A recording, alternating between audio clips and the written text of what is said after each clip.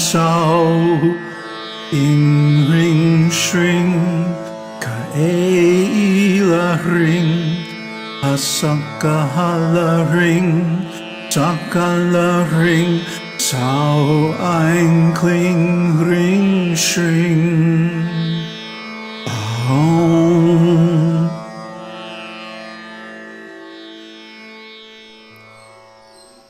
Namaste.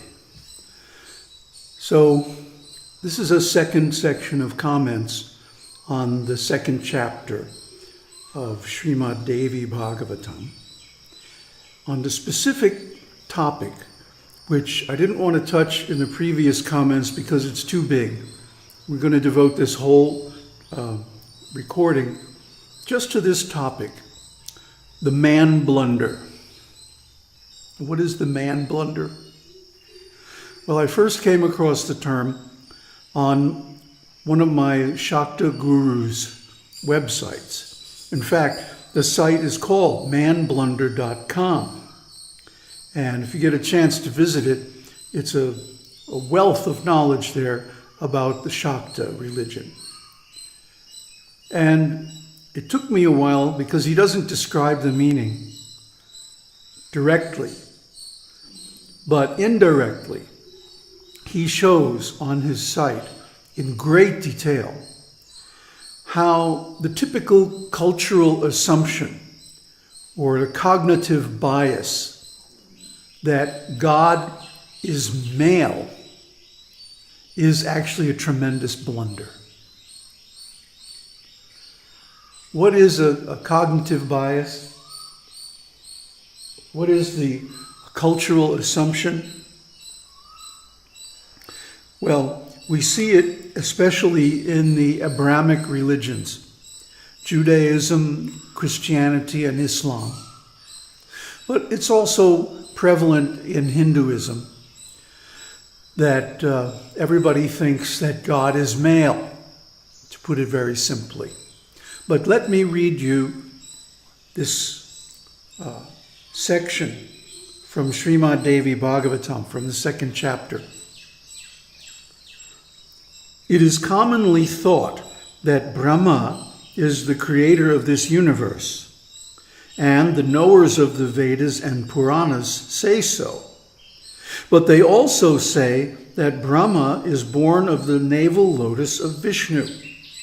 Thus, it appears that Brahma cannot create independently. Again, Viṣṇu, from whose navel lotus Brahma is born, lies in Yoga Nidra on the bed of Ananta, the thousand-headed serpent, in the time of Pralaya. So how can we call Bhagavan Viṣṇu, who rests on the thousand-headed serpent Ananta, as the creator of the universe? Again, the refuge of Ananta is the water of the ocean, a karnava. A liquid cannot rest without a vessel. So I take refuge of the mother of all beings, who resides as the Shakti of all, and thus is the supporter of all. So this is the defeat of the man blunder. I mean, just consider the logic. Huh? If we see that something is dependent on something else, then we can't say that it's independent. So we see that Brahma is dependent on Viṣṇu. Viṣṇu is dependent on Anantashesha. Anantashesha is dependent on the ocean, a karnava, the causal ocean. And the ocean, being liquid, requires some place to rest. This is the kunda, or the kula. The life energy is called the kundalini. Kunda is the depression at the base of the spine where the life energy rests. So the kunda, or kula, of the causal ocean is the mother. She is the prime cause of the creation. Everything else is secondary, derivative, and dependent on her energy. Shakti means force. May the force be with you. But those people don't know what force really is. Force is Shakti. Shakti is the mother. Mother is the creatrix. The male was the creator, but the female is the creatrix. Now, she is also an extension or aspect of Shiva. In fact, she's called Shiva because she is the equivalent form in the female aspect of Shiva, the male supreme.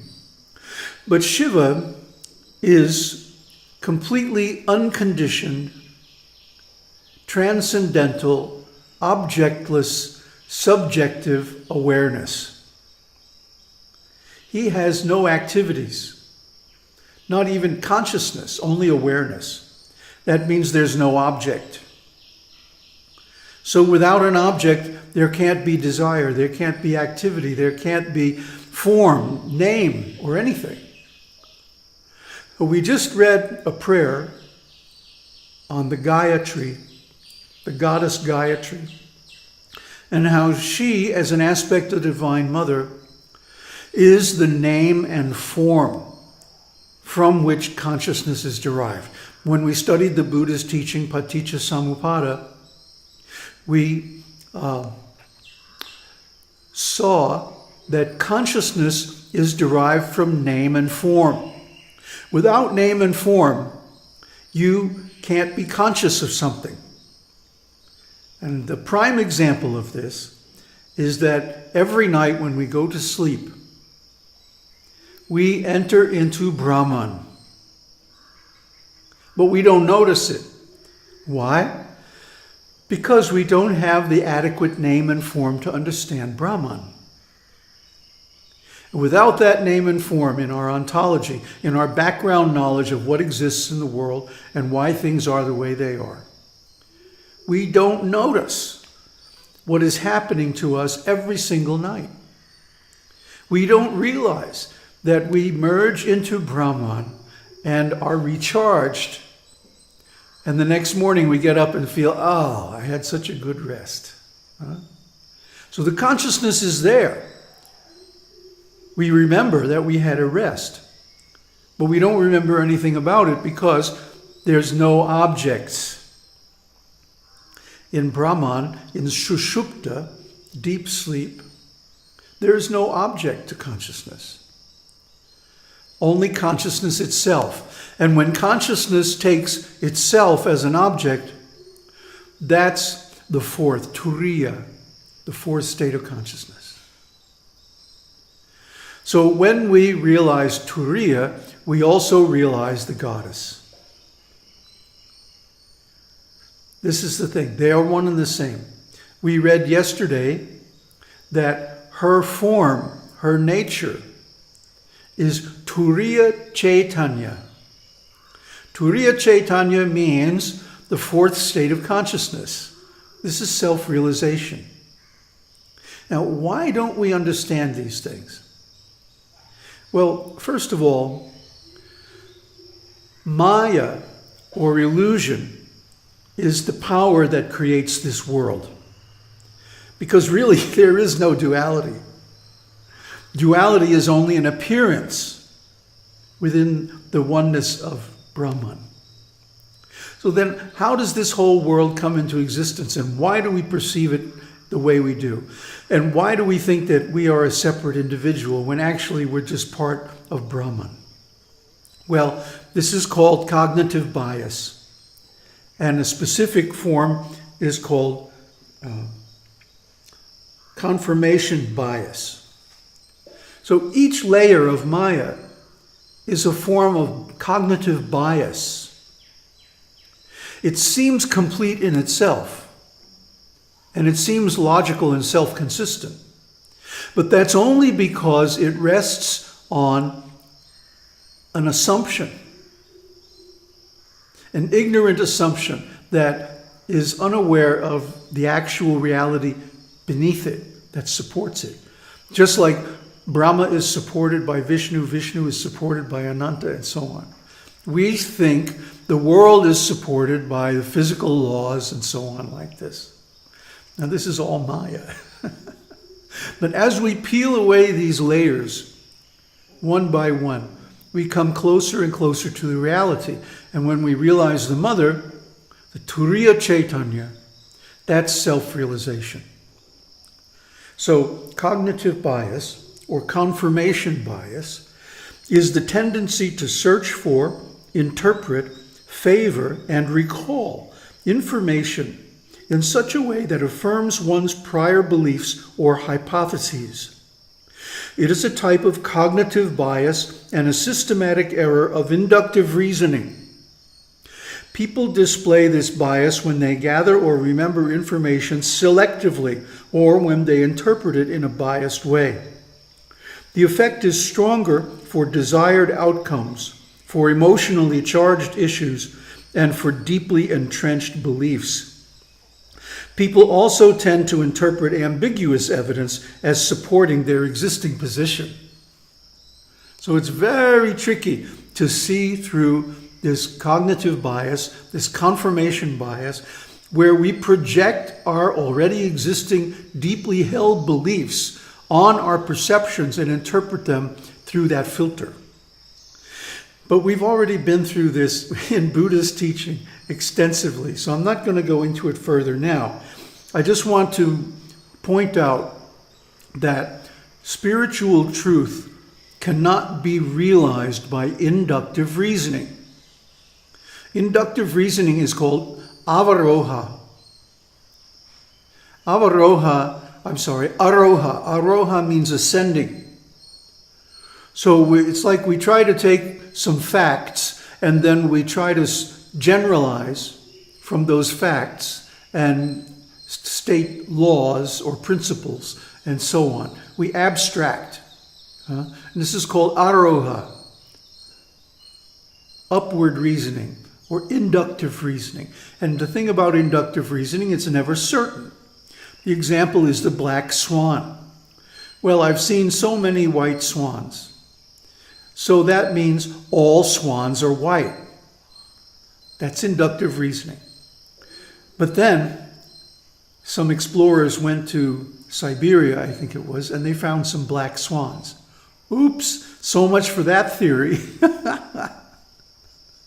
So that's the black swan. That's the unprecedented, unanticipated, unpredictable event that blows up our theory every time. So actual truth is realized by deductive reasoning. Avaroha panta.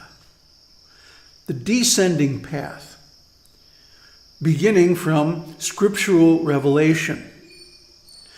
But the thing is, if we test the conclusions of deductive reasoning, we find that they're borne out by experience.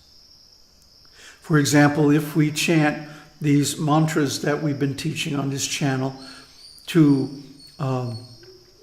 please or worship the Divine Mother, they have tremendous effect, tremendous power, Shakti.